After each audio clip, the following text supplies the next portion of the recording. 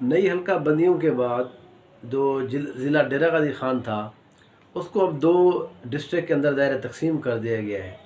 एक ज़िला अलहदा कर दिया गया है जिसको ज़िला तौसा शरीफ का नाम दिया गया है और दूसरा ज़ाहिर है ज़िला डेरा गाजी ख़ान। अब ये जो तौसा शरीफ है इसके हवाले से ज़ाहिर है ये उस्मान बुज़ार साहब की वजह से लोग इसको पूरे पाकिस्तान के अंदर जानते हैं। उस्मान बुज़ार साहब ये इसी ज़िले से ताल्लुक़ रखते थे, इसी उस वक्त ये तहसील होती थी। दूसरी बात यह है कि अब जो तकसीम हुए हैं, ये ज़िला तकसीम हुआ है तो इसके एमएनए की एक ही सीट है। एमएनए यहाँ से एक ही बंदा मुंतखब हो सकेगा और एमपीए की जो प्रोविंशियल असम्बली की है वो 2 सीटें रखी गई हैं।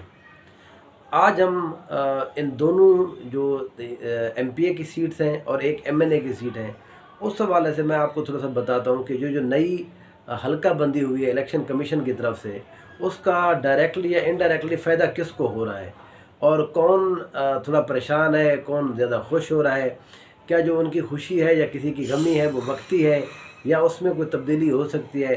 इस सारे हवाले से मैं मोहम्मद उल करनैन और अपना चैनल नो साइड के साथ।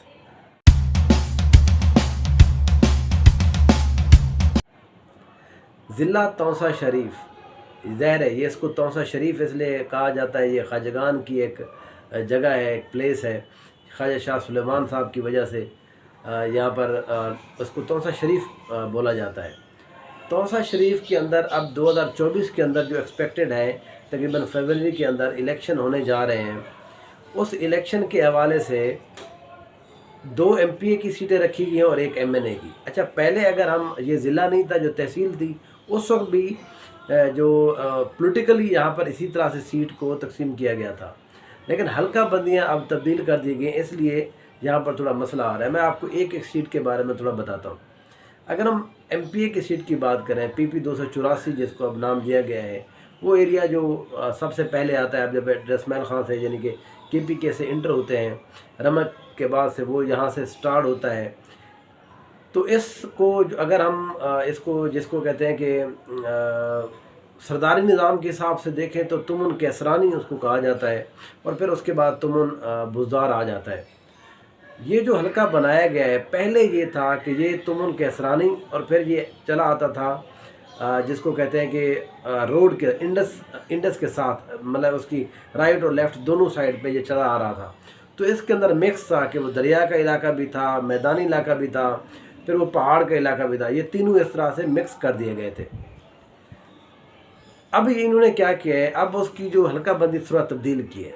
अब इसके अंदर किसने तब्दील कराई है, क्यों तब्दील कराई है, ये तो ज़ाहिर है अब लोग उसके ख़िलाफ़ जा भी रहे हैं जिसको इलेक्शन कमीशन के अंदर कि आखिर मसला क्या हुआ, आखिर क्यों ऐसी दोबारा करनी पड़ी जो पहले से चल रही थी।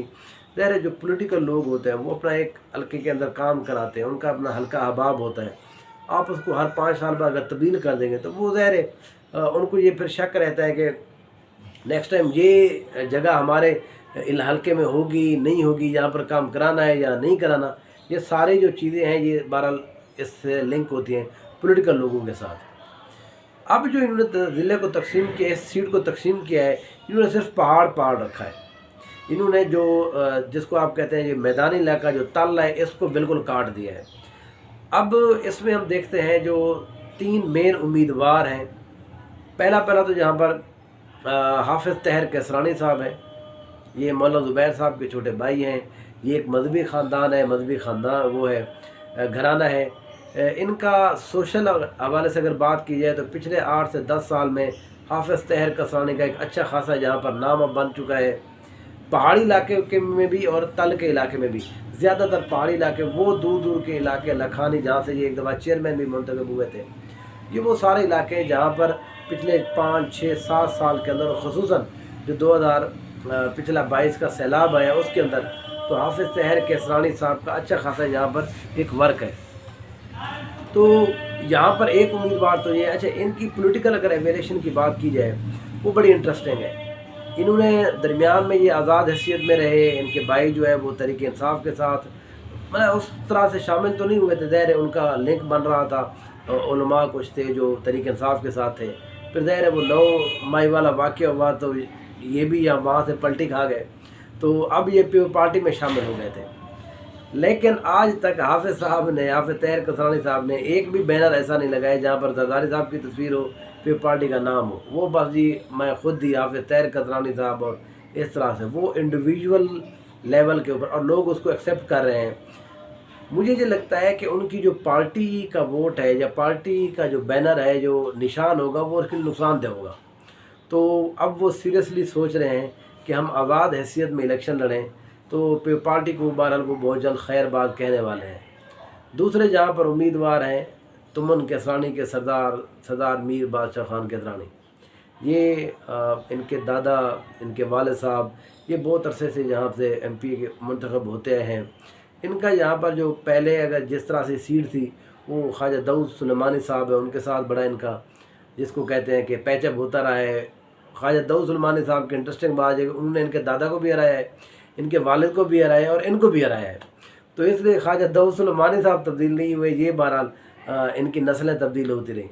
اب بھی میر بادشاہ کسرانی یا ان کی جو بیگم ہے، جو پہلے ایک دفعہ ایم پی منتخب ہوئی ہیں، شمونہ امرین کسرانی صاحبہ، وہ اگر یہاں پر امیدوار ہوتے ہیں، بظاہر تو مسلم لیگ نون کے امیدوار ہیں یہاں پر وہ، اور ظاہر ہے وہ مسلم نون کے ہی رہیں گے کیونکہ ان کے لیے اور کوئی جگہ ہے نہیں یہاں پر. اب ان کا جو حلقہ ہے اس کو انہوں نے چیر پھاڑ دیا ہے. ٹھیک ہے، جو تمن کسرانی کا ایریا ہے، جو ان کا گڑھ ہے، وہاں پر حافظ طاہر کسرانی صاحب نے پچھلی دفعہ بھی ان کو بہت بڑا ڈینٹ ڈالا تھا. تل کا علاقہ تھا جہاں پر اس کی تھوڑا بہت ووٹ وغیرہ تھے، وہ ان سے چلے گئے ہیں. اب نیا جو علاقہ شامل کیا ہے، وہ علاقہ شامل کیا ہے تمن بزار کا. تمن بزار کے اندر میر صاحب تو کبھی گئے نہیں ہیں. تمن بزار کے اندر ان کی کوئی اس طرح سے کوئی اپنی ریپوٹیشن نہیں ہے. ہو سکتا ہے کہ اب لوگ ان کے ساتھ مل جائیں یا کوئی پارٹی کی وجہ سے کوئی الحاق ہو جائے، وہ اور بات ہے. ابھی تک کے مطابق ان کا وہاں پر کوئی ووٹ بینک نہیں ہے.